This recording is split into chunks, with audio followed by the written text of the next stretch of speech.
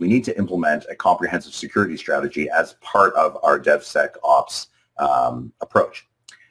So for internal source code, you need to eliminate vulnerabilities by eliminating them directly in the source code. Your team knows the code base, so therefore this should be relatively cost effective, and ultimately it's your own code, so you want to take those vulnerabilities out of there. And if you use a DevSecOps approach where you're checking your code every day for these security vulnerabilities, then you can quickly find them, and the cost of remediation is lower. When you talk about binary code then that you're receiving, you want to eliminate both zero-day and end-day vulnerabilities, because a lot of binary code may have, or open source packages may have, already disclosed vulnerabilities. And the typical remediation there is through package or binary or vendor updates. So we're not modifying source code, we're replacing the binary and upgrading the binary. So now we're going to jump in to the idea of DevSecOps for binaries. And like I mentioned earlier, this is something that a lot of people that we're talking to are struggling with how they can achieve this and secure that large amount of third-party code that they have in their software products.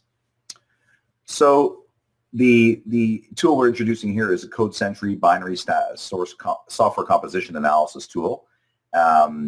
It identifies open source software and third-party components with known vulnerabilities.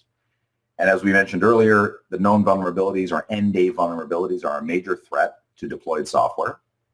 So CodeSentry is going to continuously identify these end-day vulnerabilities in your software. The tool will create a software bill of materials, or SBOM, which is increasingly being required by compliance and governance agencies to prove that a vendor knows what software is in their code.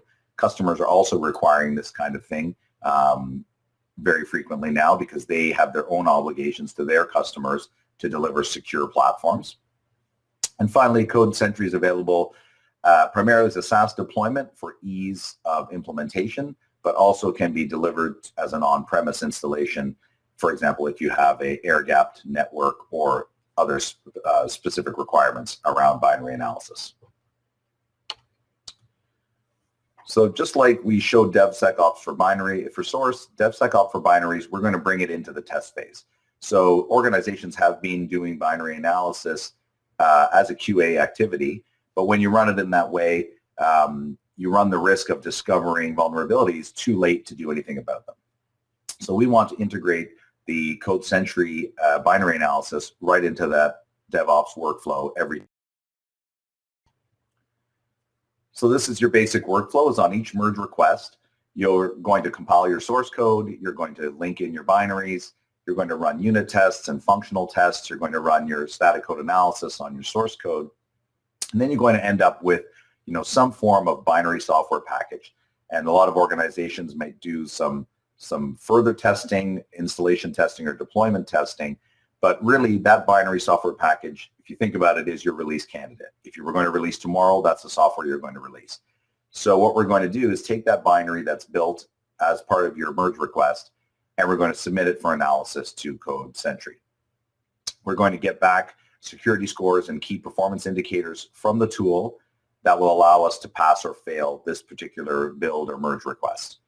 And then out of those findings, we can create tasks for developers so they can investigate them and decide how they're going to remediate these vulnerabilities that have been found. So if we take a look at the workflow here diagram, you'll see on the right our source code and our open source components and our third-party binaries into that software development lifecycle. And then as we go into the test phase, what we're going to do is push our binary artifacts to CodeSentry via the CodeSentry API, and then we'll retrieve our software composition analysis findings from CodeSentry also via the API, and then we'll review those results and pass or fail the build. So those findings coming back, for example, we can use those to automatically pass or fail the build, or we can decide, we'll pass the build every time, but we'll have a separate offline meeting where we'll review the results and decide, do we need to upgrade some open source packages or what kind of zero-day and end-day vulnerabilities we found. So this is an example output from the CodeSentry tool. So on the left, you've got the bill of materials. So what you have is a list of every open source software component that's being discovered inside your binaries, along with the component version that was identified. Based on that information, CodeSentry can deliver the list of CVEs or end-day vulnerabilities that have been reported against that software.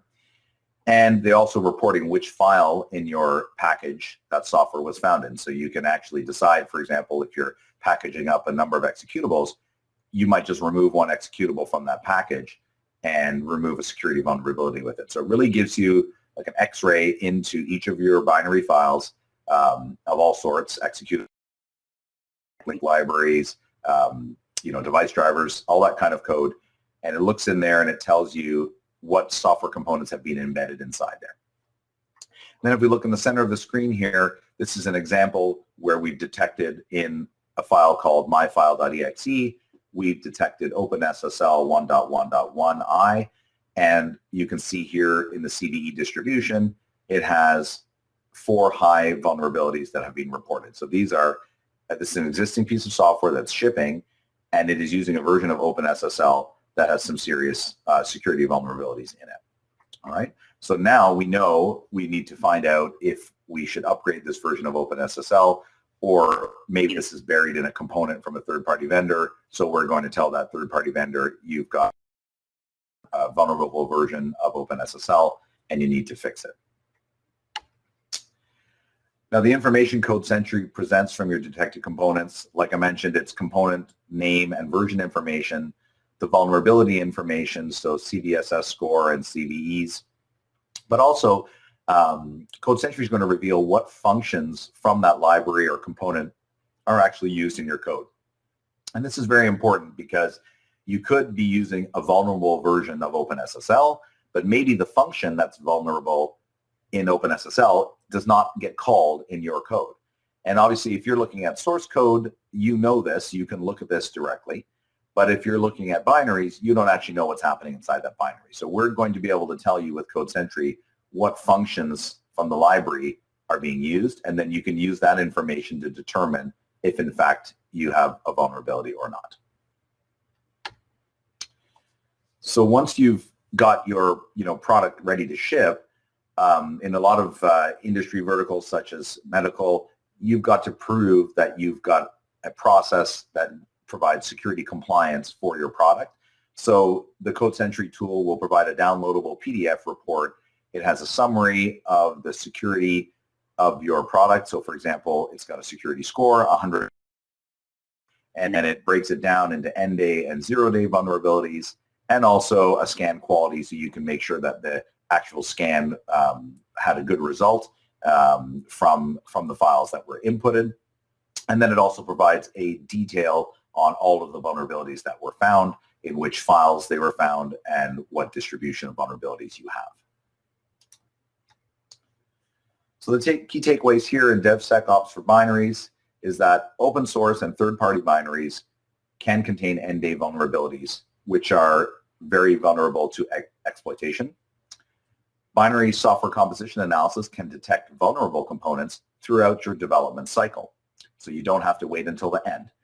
And this early detection of vulnerabilities, for example, gives developers extra time to update their OSS components, or contact the vendor and gives the vendor time to update their third-party component they're supplying to you. It reduces the risk of releasing software with known exploits. So this is, a very, very serious problem.